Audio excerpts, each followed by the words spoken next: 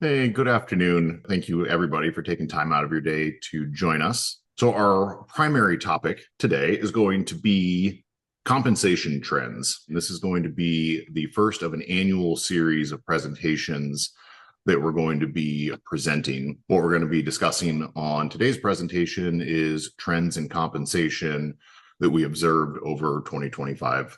So, for those of you that are not familiar with SRG and are just tuning in, so SRG has been guiding advisors in the independent space, so both registered reps and RIAs of various sizes for over 14 years now.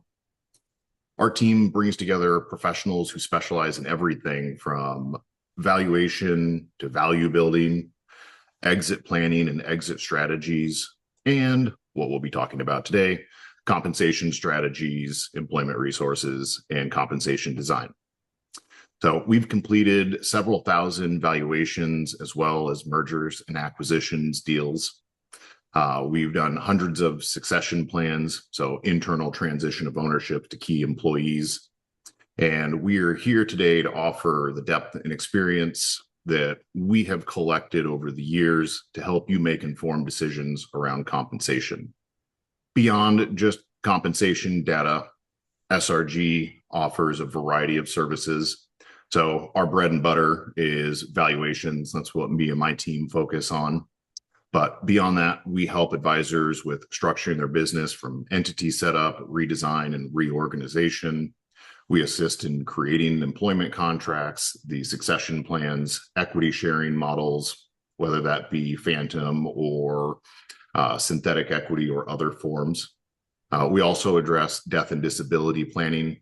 And then last and not least is we offer full deal support for advisors that are in transition. So we work with buyers and sellers to put together their purchase agreements. We work with buyers to network and find potential sellers, and vice versa. We work with sellers to help them find potential buyers. We also work on mergers of various scale. Our job is to help you understand value, what those KPIs are, what levers you can pull to continue driving value, and then how to make sure that you can put your value to work and make sure that it's protected for creating transferable and enduring value. Today's presenters is going to be Julia Sexton and myself. Julia is going to be doing a lot of the heavy lifting. So she leads our team on what we call our HR solutions, which includes compensation design, compensation strategies, equity sharing, as well as employment resources. Julia has been consulting financial advisors now going on 8 years. Her role originally started in valuation work and then shifted into helping advisors that were merging silos together. So her work naturally evolved from valuation to providing ownership, equity recommendations, and merging firms together, as well as deal support. And then from there, one of the big issues that most advisors run into when bringing their practices together is compensation. So, and specifically in those type of deals, it's owner compensation and how do we set level and fair compensation, which tends to be one of the largest topics and hurdles to get over in those forms. So she is bringing quite a bit of experience to the table, also supported by data and observation. We have, over the years, analyzed hundreds of firms, thousands of employee compensation data points, all to help us identify patterns, trends, and areas of misalignment within the context of compensation and staffing. So, in today's presentation, being, as Ryan mentioned, our first, what will become annual compensation and staffing report, is all built upon the data that is collected through our valuation analyses. What makes our compensation design and support work different is that it is grounded in this real data, not theory, not surveys alone, but actual valuation data and real firm financials. It's reviewed, verified, and prepared in a meaningful way so that it is useful and applicable to your business planning. And that's what we want to share with you today. What we want to share with you today, or at least starting with, is that we have seen the compensation continues to change and evolve, which I'm sure we all know.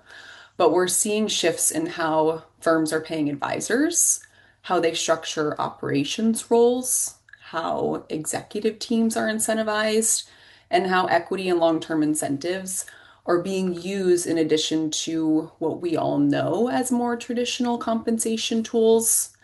So, if you are someone listening today, live or later in replay, who hasn't intentionally reviewed your compensation strategy in the last few years or longer, there's a good chance that that plan is drifting. So, we're glad you're here and hoping that we can give you some really valuable information today regarding compensation tools, the importance of prioritizing an intentional compensation strategy or building one, and of course, the importance of using the tools that we're going to talk about today effectively, because those terms are not synonymous. Using them does not mean that they're being used effectively, and effective use really does require expert-led guidance and intentionality with long-term goals in mind. So, most of us should be wrapped up with those poll questions. What we're going to talk about today over the next hour, or hopefully 45 minutes or so, leaving a couple minutes at least for some questions. So, feel free to drop those in the chat box. But what we're going to break down is first and foremost what compensation really means and what it includes, how advisory firms are structuring pay across various roles that are applicable to most listeners today, I suspect. What our data tells us about staffing trends, whether geography truly matters or has an impact on compensation benchmarking, and arguably, most importantly, how to better leverage the tools that you have and what tools that you need to start implementing heading into 2026. I also really want to highlight that today isn't just about benchmarking numbers. It's about aligning compensation with role clarity, behaviors, growth objectives, and long-term enterprise value. Because when compensation is designed intentionally, it becomes one of the most powerful strategic levers that you have in your firm and is so critical to so many transaction and business growth initiatives, succession planning viability, and just the overall cultural and financial health of your business. So, Yeah. we'll, And real quick, just to add yeah, one bit to that, Julia, it's one of the quickest ways to derail value. absolutely. We'll get into a little more why also. So we'll start with the foundation, ultimately what we mean when we say compensation. We are not just talking about base salary and that discretionary Christmas bonus that happens some years and doesn't in others. When we're talking about compensation, we're talking about the cash components, the benefits, and the long-term growth opportunities. When an employee considers their overall perceived appreciation and value within the company, they're probably thinking about cash compensation. But when they're thinking about their overall workplace happiness, they're obviously considering the benefits packages or what's included in their package. So, retirement contributions, health insurance, PTO, also important things like work-life balance, opportunity for growth, the overall management and support that they get. They're also going to start thinking about or asking themselves, is this my long-term employer? Do I want to be with the company for a long time? And that's when they're going to start looking at those opportunities for growth, long-term value or profit participation opportunities, or some level of executive level opportunity that will incentivize them to continue to work hard, knowing that they're working towards additional benefits and towards additional recognition. That's why compensation does mean all of these things. It means salary, bonus, employer provided retirement contributions, health insurance, PTO, phantom equity, maybe other versions of long-term incentive plans, and then eventually equity ownership. And what comes of that is the return on ownership. The issue is that many business owners that we ask today or hear their interpretation of what compensation means, they're still thinking about compensation in those first two buckets, salary and bonus. The issue is, or the focus is that in today's environment, compensation is more than that. It's an architecture. It's a system of tools where each tool influences behavior differently. Like salary drives stability, bonus drives performance, profit sharing drives collaboration, and equity sharing or equity in general drives that long-term thinking and retention. So if you're only using one or two of these tools, or you're using them in isolation without actually taking a step back and observing the feedback from your team that is there, whether you're choosing to see it or not, you're potentially limiting your strategic leverage. And my interpretation of that is you're at a point where you're just checking boxes, maybe without that intentionality.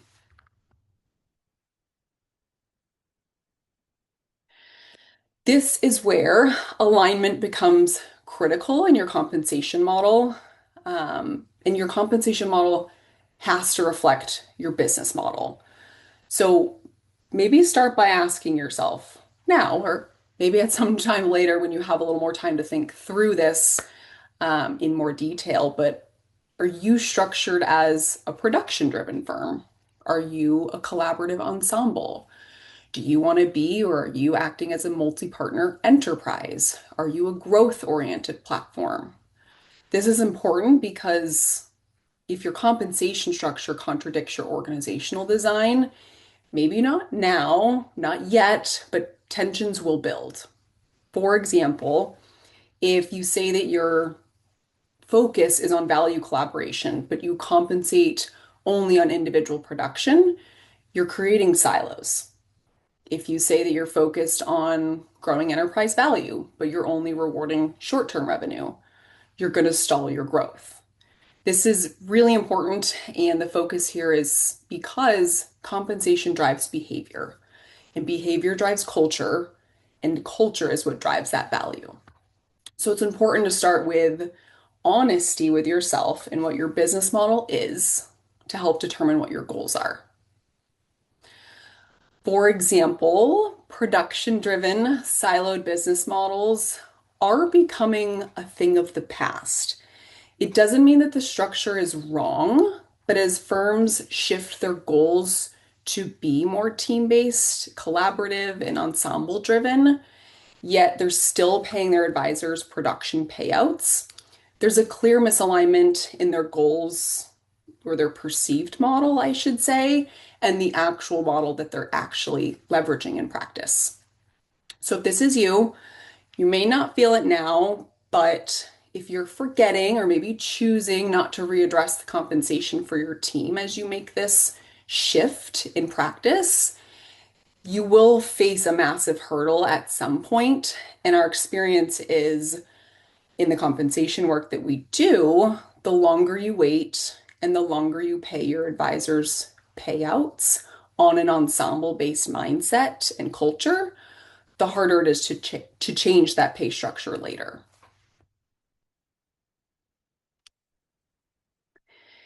Before we jump into the data, which I promise we're going to get there, we have to talk about roles, what we mean when we talk about specific roles. One of the most common issues that we see in advisory firms is role ambiguity. Role definition, classification can vary within the industry and can become very size dependent, meaning for smaller companies, most of the time employees more commonly wear many hats versus larger firms are more able or truly able to specialize in their roles. And this will have a direct impact on what your role definitions are and what the compensation data represents. In some instances, salaries for certain roles aren't as different as some might think that they would be for small versus mid to large size businesses. And this is because operations managers, for example, is a common one. In a smaller firm, is doing a lot more in terms of like the range of their responsibilities and tasks than a typical operations manager, and the definition of that role would be in a mid to large size firm. Therefore, as expected, their salary is reflective of the job and the responsibilities that they have, the job they're doing, versus the actual title that they wear.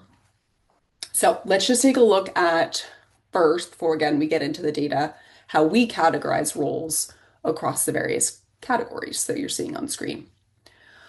So for advisor roles, commonly we have support, service, and lead advisors. On the operations and administrative side, we're primarily talking about administrative assistants, operations managers, client service administrators, senior client service administrators, and then on the executive side, primarily looking at CEOs, COOs, CIOs, and practicing partners. Again, these are just a handful of common roles across the typical team to support our conversation today. But whether or not you use our role categories, our definitions, or something else, it's important that you have some level of role categorization and clear definition for your team so that you can avoid compensation becoming reactive instead of strategic. So, if being honest and clear about your business model and goals and objectives is step one, clarity around role scope and expectations is your second step in your overall compensation design.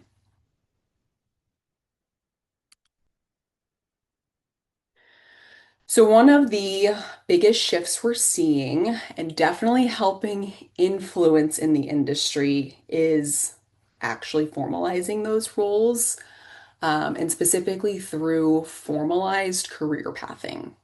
This is a critical step in defining the roles on your team. And historically, the process has been bodies were needed, so people were hired. People then grew into the roles, and then titles and career progression were very inconsistent across teams. Now, with defined career tracks emerging, it's becoming one of the most important retention tools.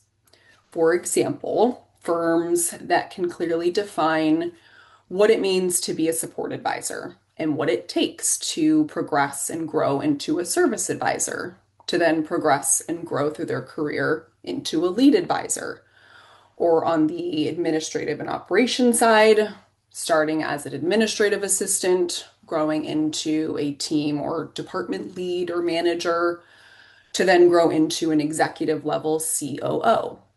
These teams practicing this are experiencing lower turnover, more internal promotions, and a higher level of overall engagement. There's a lot on the slide here, I know. It's all valuable information. As Ryan mentioned, we're going to share a copy of our slide deck as a follow-up to today's presentation. So you'll get a copy if you want to take a closer look at what is a real example of a career path for an advisor role. I highly encourage you to. But this is part of the process that we walk clients through as a basis for this conversation around career pathing. The key takeaway for today's conversation from career pathing as a strategic element, though, is that when employees understand what's required to move forward, compensation growth becomes predictable and motivating, not arbitrary or political. This one actually hits close to home. I have a peer who works for a well-established, pretty sizable business that would otherwise believe they have a well-established and a transparent career path. And at the surface, they may, but they also have an entire group of employees on the team who just finished their annual review process, were presented with a list of caveats and what they felt were hidden requirements to get that next promotion or to get that good review that they felt deserving of.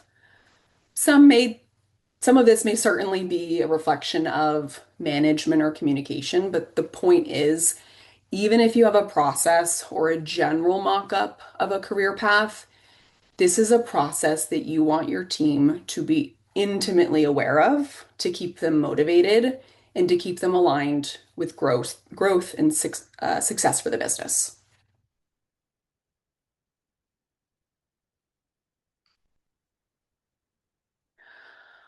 All right, so we can get into the data. What are the compensation trends is the question.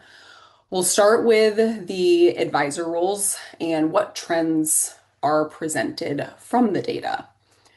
We'll start with an obvious observation, but nonetheless important to address, and that is that the average national compensation for advisors increases as they progress through their career path.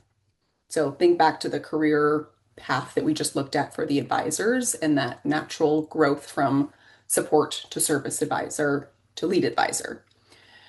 The compensation that you're seeing on screen here and that you'll see for the other various roles is presented in a range of low, medium, and high, which will help you determine what a reasonable range would be for a similar role on your own team. We'll start as the data presents and is in the natural career progression here. So with the support advisor, maybe you have a support advisor starting out on your team, or you're going to be hiring one soon. Their role is to support the service and the lead advisors. Typically, they'd be hired straight out of college or just in general with limited industry experience. Therefore, at that point, they would be on the low end of the range. Maybe a year or two into the role, you target that median figure. Another year or two later, maybe they are starting to take on a more meaningful role in client meetings, riding backseat, maybe a little bit of shotgun to the service and the lead advisors. Then, okay, you're targeting compensation on the high end of that range as they're preparing and showing what it takes, taking the necessary steps to prepare for that next stage in their natural career path, which would be becoming a servicing advisor.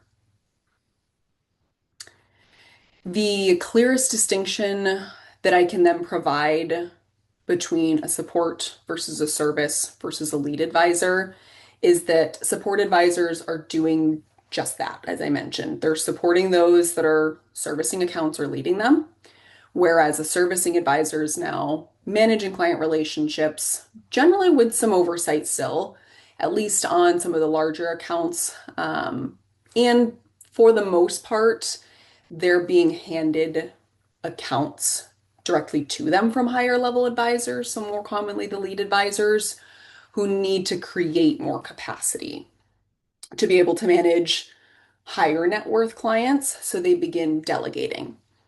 So a lead advisor then naturally is the primary manager of client accounts without oversight. Rather, they're doing the oversight, they're managing and training lower level advisors and actually bringing in more clients to the firm from their own sources. There are a couple of asterisks, important asterisks that I want to mention here as well as we continue to go through the data. And first is that this is distilled data to provide national averages, meaning there's a ton of data that we've distilled down to averages for the purpose of this presentation. There's a lot more to take into account when we're actually looking at designing compensation on a per role basis. So that just means please don't anchor to the values that you're seeing on screen here today. Also, regarding the application and the use of benchmarking data, I have this conversation in every design project that I work on, and it's applicable, to more than just this industry, but it's that benchmarking data doesn't have to be followed to a T. Data is meant to be informative, meaning if you're currently paying outside of these compensation ranges, use that information to help you determine your next steps. If you're below the averages, figure out if that's a reflection of talent options, maybe some slow career growth, maybe just a lack of knowledge on your end. So target some incremental salaries to increase to get them back into a competitive range to ensure that retention. Alternatively, if you're on the high end or above the high end of the range, one, That doesn't mean that you're alone or you're the only one here paying more than this range. These, again, this is just still data. These are data quartiles, so we can provide you with common ranges. And two, again, let this inform your future decisions. Or at the very least, isn't this good to know? That information is information you can share with your team when you review compensation annually and they ask you for more. You might decide still to give them more, but it's helpful to be able to point to industry benchmarking data that shows them they are being highly compensated within their role compared to others. It'll definitely help reset expectations in that instance and hopefully employee mentality. And again, it doesn't mean that you're going to pay them less or slow their salary growth.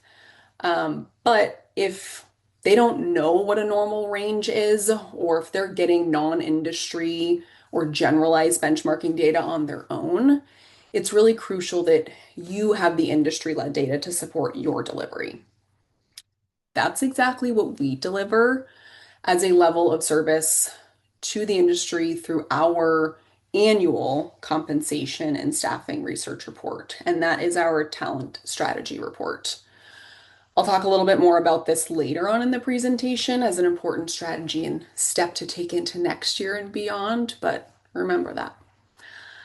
Also on the slide here, and will be highlighted in the additional compensation we'll look at, is a breakdown of salary versus bonus as the cash compensation that we're highlighting here.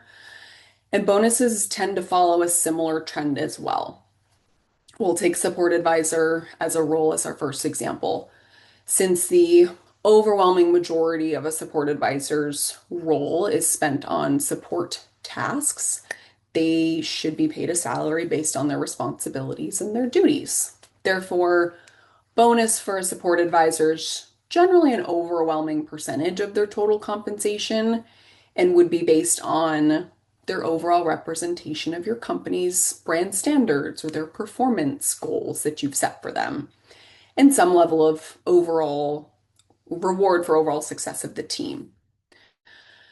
Whereas a servicing advisor is actually managing accounts, relationships, and therefore have a more direct role on growth and client or AUM retention for the company. Therefore, we start to introduce bonuses like a measure of net flows to incentivize really good client service and then actually reward them for their individual performance and successful contributions. Lead advisors, of course, have more tenure and experience, as well as potentially the opportunity to specialize more, or certainly an opportunity to work with overall higher net worth clients. The servicing side of their role is similar to that of a servicing advisor, of course, but there's more business development activities, or as we like to call that, hunter activities, hunter versus farmer. Farmer activities, of course, being more of the servicing side. So lead advisors start to shift more into that hunter role and have a more direct and impactful influence on the overall growth and success of the business. Therefore, we still have one-time bonuses to reward lead advisors for their net flows or the new AUM contributions. So again, that business development side, because we want to still keep them motivated to contribute this and contribute to the growth year over year. However, of course, their bonuses as a percentage of their overall compensation do become more meaningful as you progress through the roles.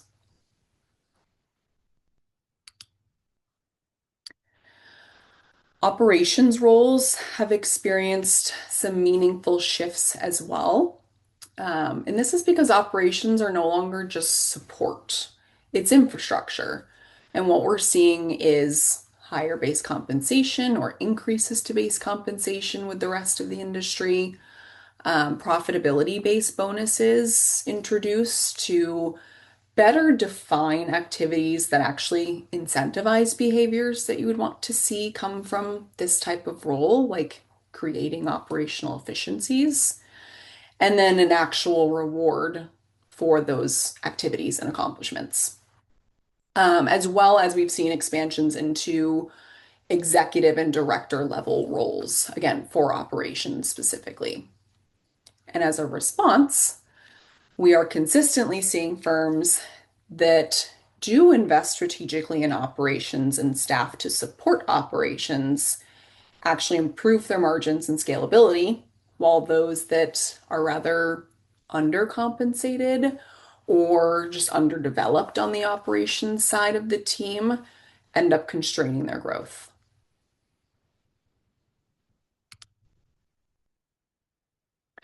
What we are seeing on the executive compensation side is that it's becoming more structured.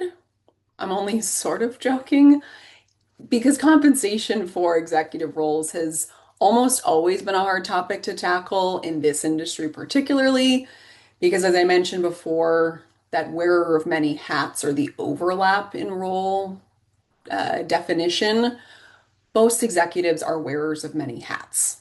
We get all the time, or we hear all the time, I guess I'm CEO, but I'm also a lead advisor, but I'm also sort of the CIO. And also, it's common. It's common for small to mid-sized practices, which still make up the majority of the industry. And only the larger firms are really able to specialize in some capacity and clearly own a role. So, this again is where there is generally a distinction or where we can draw the clearest distinction between a CEO and a practicing partner.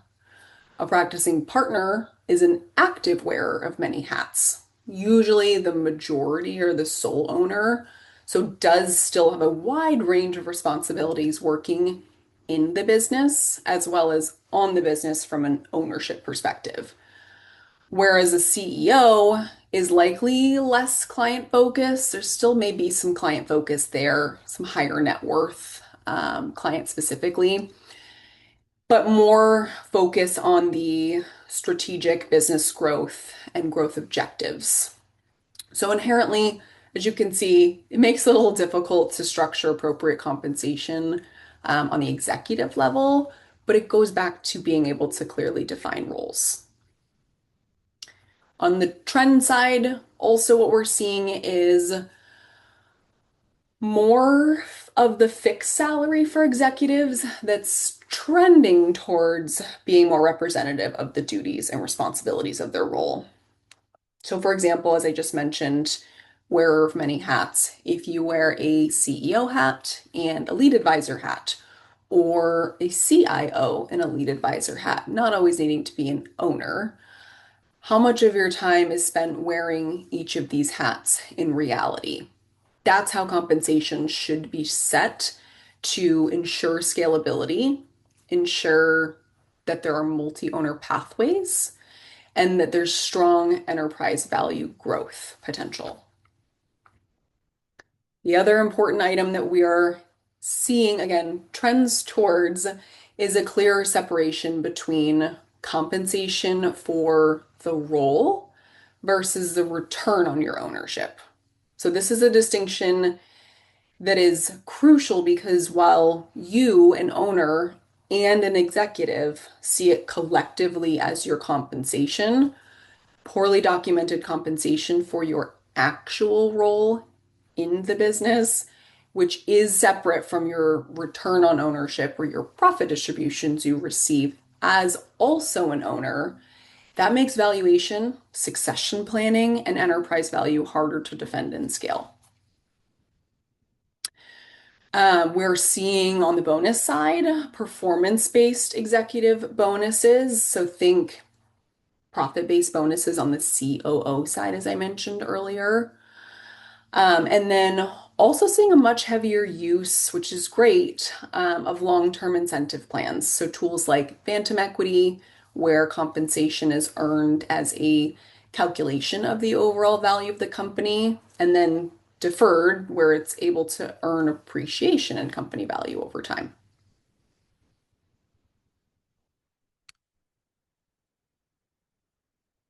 So let's shift gears just a little bit in a sense of summarizing what we see as the total makeup of what we started the conversation with in terms of what does compensation mean as a whole package? What are we seeing as the trend in those breakdowns? Perfect. I'll hop in here, Julia. So with the breakdown, what we've talked about so far has been primarily focused on cash compensation. So reason is, as you can see here, cash compensation makes up a lion's share of compensation packages. However, with rising healthcare costs, growing families, health insurance benefits are a very important benefit, even though they're not the largest portion of the compensation package. And this is one that I see in talking to advisors where there's some business owners that try to get very creative in passing the buck because insurance can be expensive, especially when you're paying the premium for all of your staff members. So typically what we see is that the premium for your staff, so anybody that is working for you on a W-2 basis, is that you're covering the premiums for them. Now, family members, that typically is going to be on the employee. That's a decision that you have to make. We have seen some employers that do offer coverage for, family members as well. Another large portion of the compensation package is going to be retirement planning. Now, retirement planning typically is going to be in the form of 401k contributions. There are many different 401k plans. Typically, what we see are matched contributions that you put in $1, we're going to match a quarter to the dollar that you're going to contribute in your 401k. Again, there are some other plans out there that are a little more creative, but what we're talking about here are going to be more mainstream plans. And then lastly is the other employee benefits. And this is one that we get a question on often, what goes into the other benefits. Typically, it's going to be things like extended disability coverage, any sort of life insurance, educational stipends, professional dues for continuing education and such, and other fringe benefits are going to fall into that category, but that's typically what we're seeing.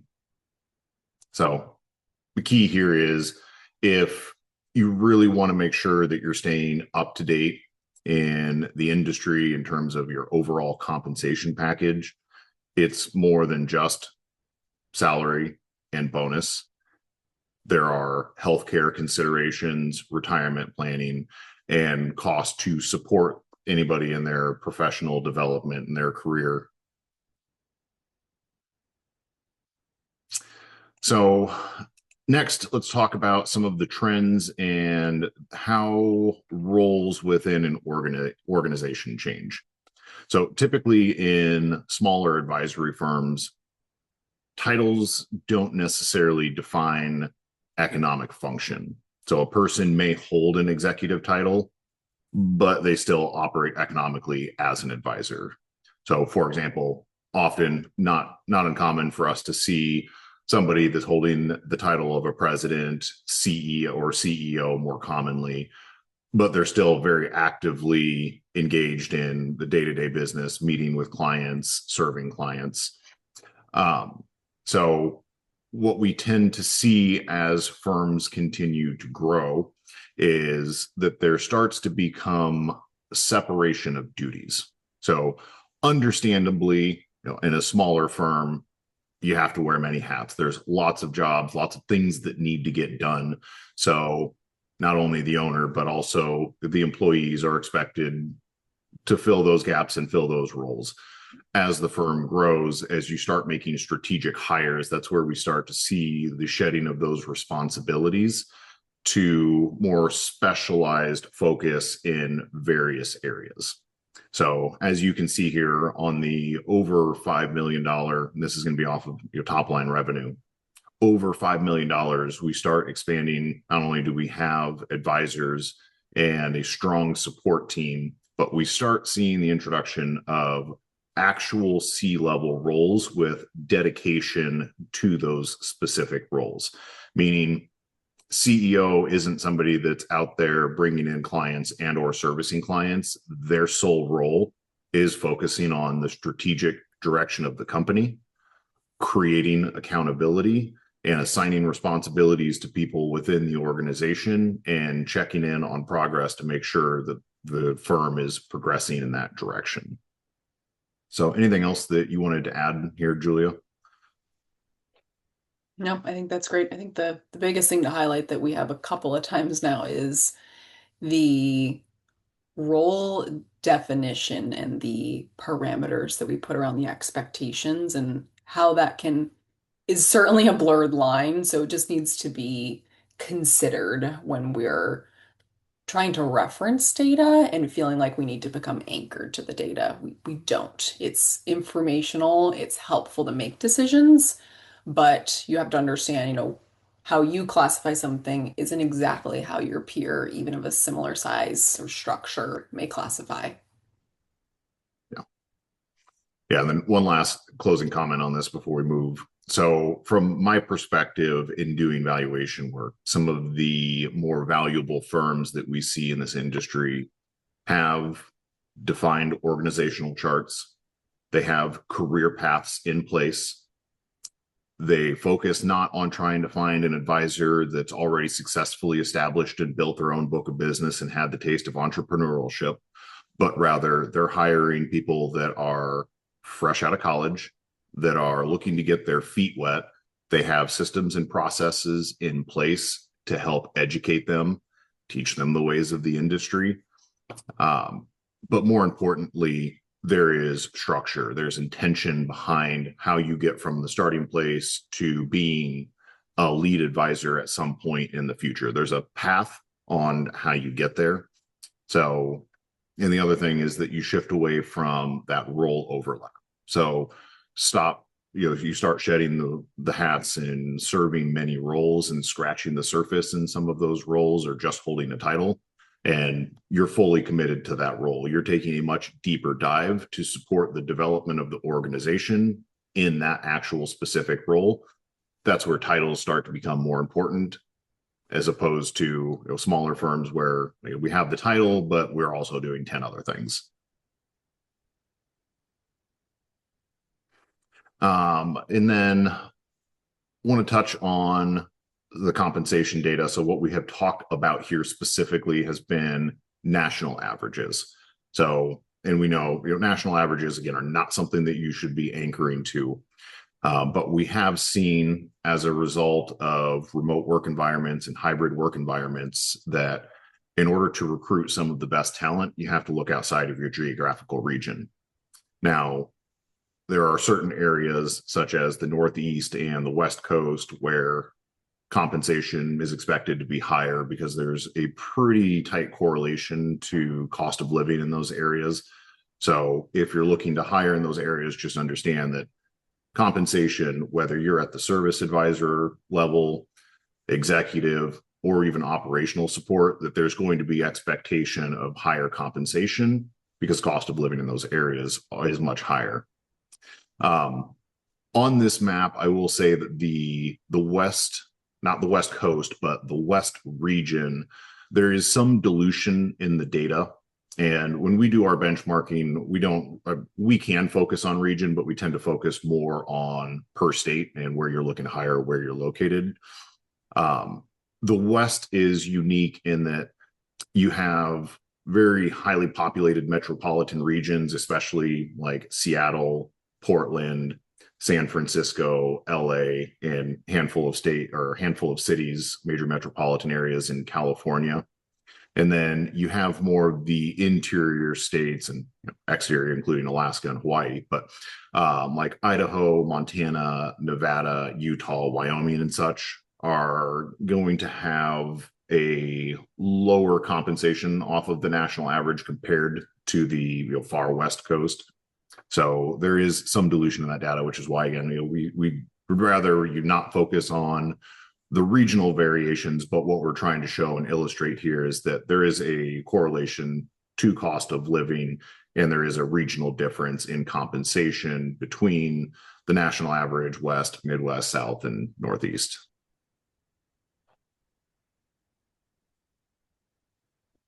Perfect. The only thing I would add to that, in terms of the process and the work that we do as well when designing compensation strategies, plans, is, to Ryan's point, looking a little bit deeper than regional, is looking at the influence of large metro areas and the influence that that may have on variations in compensation. So obviously there's a lot to consider. There's, again, nationally that matters, but we want to start to filter down regionally, sure, because for example, the Northeast probably doesn't surprise most of us. If we were to just look at the West Coast, the results probably wouldn't surprise us, but it is important to see and group by region, and then maybe even to see and group by influences from large metro areas, and how that has an influence on what the comp data and benchmarks that you're using to maybe even pull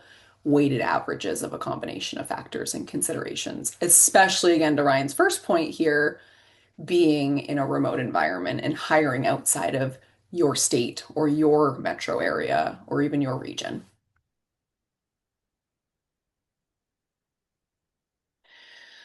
So we'll start to land this plane, and wrap up what we've talked about today, and what I want you to head into 2026 considering. Leaders, listeners today, what I want your takeaway to be is to start thinking about compensation as more than just a payroll expense. It is a design tool, and your compensation plan can't be something that you just check the box on. Because if not now, at a certain point in your business's lifespan, you're going to need help with compensation strategy and development of a plan, and ensuring that it works now, sure, but that it continues to align with your business strategies and continues to support your enterprise growth. A lot of business owners think they can do this on their own, but what they have found, what we have found working with those that thought they could do this on their own, is that you end up so far down the wrong path that your team becomes very anchored in a system that you then have to overhaul. Whereas the goal should be keep up with the strategy enough that you can refine it periodically rather than having to overhaul it. Because we've seen both, I have seen both, and the overhaul path inevitably ends in fallouts, or some really complex halfway hybrid stage where you have some people on a legacy model and some people on a new model, and that is so much harder to manage practically, so much harder to align your goals around. It will become disruptive, it will become complicated, which I know nobody wants to manage. We've heard it firsthand. Also, having your compensation model dialed in will determine more of your business's future than you may be willing to believe right now. Having that dialed in will help you determine, or not, will help you determine whether or not an internal succession planning strategy is viable for you, whether or not your financials or your margins support your desired exit strategy or erode your firm's value. It can even impact financing during transaction processes when leverage shifts and options narrow. So, what I and SRG help business leaders and business owners do is actually help facilitate the strategy development, the design, the implementation, all of a compensation plan to become more intentional and align the execution of your plan with your actual goals. This starts with building that career path for each role, figuring out then how and where you align compensation with behaviors and outcomes by setting clear goals and designing intentional bonuses. Because, as I mentioned earlier, compensation drives behavior. We then help teams document your plan clearly, because the best way to fail your team and create frustration, disappointment, and then turnover is to not clearly define a pathway to success. If you don't have a clear definition of success per role yourself, how the heck's your team going to know what it takes to succeed and grow? Once you have a clear path designed, the question becomes, how do you keep this up to date and evolving with the industry? I would say that's the number one question is what's the maintenance? I It seems simple when I say it out loud, but the answer is stay up to date with the industry. Annual compensation research and staffing benchmarking is so critical to help you stay proactive instead of becoming reactive. And productivity is how you remain intentional with your design. So, this is also arguably one of the easiest steps in this whole process because you've already determined the strategy, you've built the plan. Now you just have to keep it up to date and retain its value. It's like buying a home, gutting it, flipping it, increasing its value exponentially, and then never touching it again and never maintaining it and expecting it to keep up with the growth in the market 10, 20 years from now. So I said I'd come back to it, but I briefly mentioned the talent strategy report earlier within the context of annual benchmarking. But I have tried to make this task as simple as we know how to for you through this report because we'll update you on industry compensation ranges, staffing trends nationally, regionally, size applicable, based on proximity to large metro areas, as I just mentioned. So all you have to do is implement this step into your annual review process. Each year, you're already looking at your team's performance. You're closing your books, you're setting goals, budgets for the next year, communicating raises, promotions. Now just add industry compensation benchmarking to your list and maybe make some minor tweaks, updates to your model with the results from the research to help inform you of staffing compensation changes for the overall package. I'm hurt, Julia. You did not have valuation in that list of annual updates or updating your entity documents. Today's not about you, Ryan. Lastly, start encouraging your high performers to think and act like owners. Invite them into higher value rewards like phantom equity sharing plans, or other long-term incentive plans. But essentially, have a clear pathway at the very least to one of these options, maybe with that long-term goal being real equity participation. Because these are all tools that many teams are starting to leverage, even regardless of their size, be it a one owner, one employee practice or an already multi-owner firm with dozens of employees. Not everyone can be the one to pave the way with these new and amazing ideas. Not everyone wants to be the person or the team to pave the way. Luckily for you, this isn't you paving the way necessarily. This is becoming more commonly used as a key reward and tool for retention. And we can definitely help you learn why it is an ultra valuable tool, your options that you already have within the context of these plans and these tools. And probably just either plans or options you haven't capitalized on yet, or maybe you do or have some form of this that you're using and just have an opportunity to use it in a more effective way. All right, so I said we'll wrap this up. We'll actually wrap this up today with a quick recap of the common compensation do's and don'ts. I really don't want you to miss the phrase at the top of this slide, so I'm going to read it for you, which is that compensation systems don't usually fail because they're unfair. They fail because they're unclear, inconsistent, or misaligned with what the firm is actually trying to build. So we'll start with what we see working well and why it works well.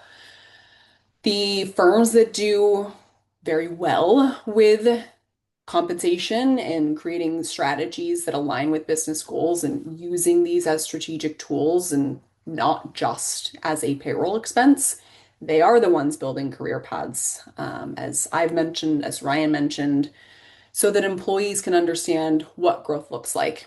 When someone knows what skills, behaviors, and results move them forward, again, compensation becomes motivating instead of this mysterious unknown.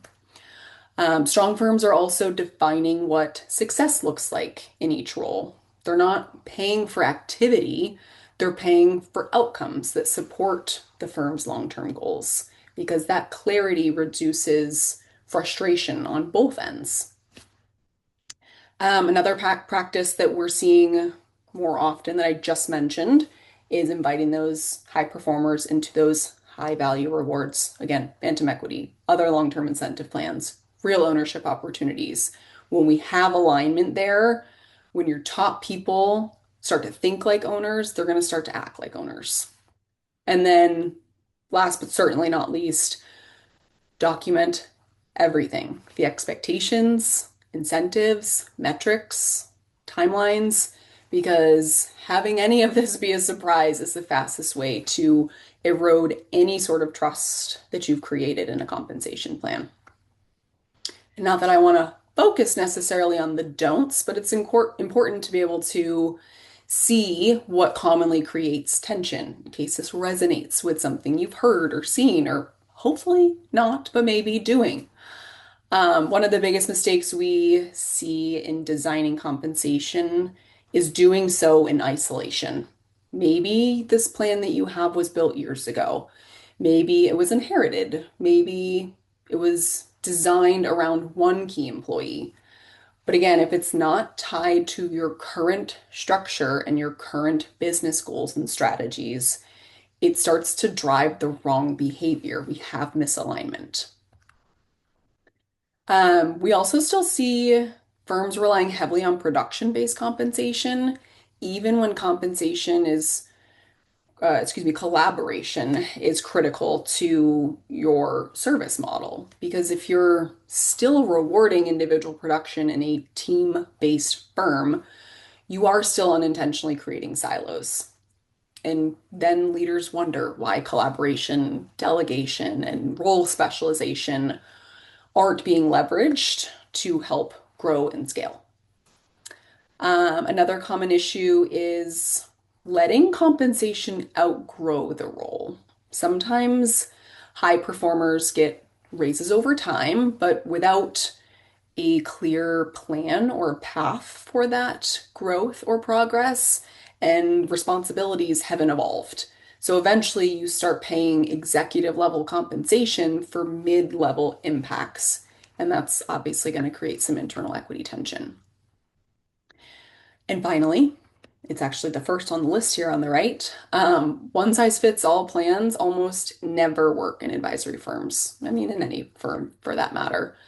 But point is, different roles create great value in different ways. So, if you're trying to apply the same compensation philosophy to your advisors, the same as your operations roles, the same as your leadership roles, this is gonna lead to some misalignment. Um, Ultimately, what I want you to take away, in addition to everything I've summarized on this slide, is that compensation is culture in numeric form. It signals what you value, it reinforces behavior, it influences retention, and if it is structured intentionally, I promise you it can become one of the most powerful strategic tools that you can have.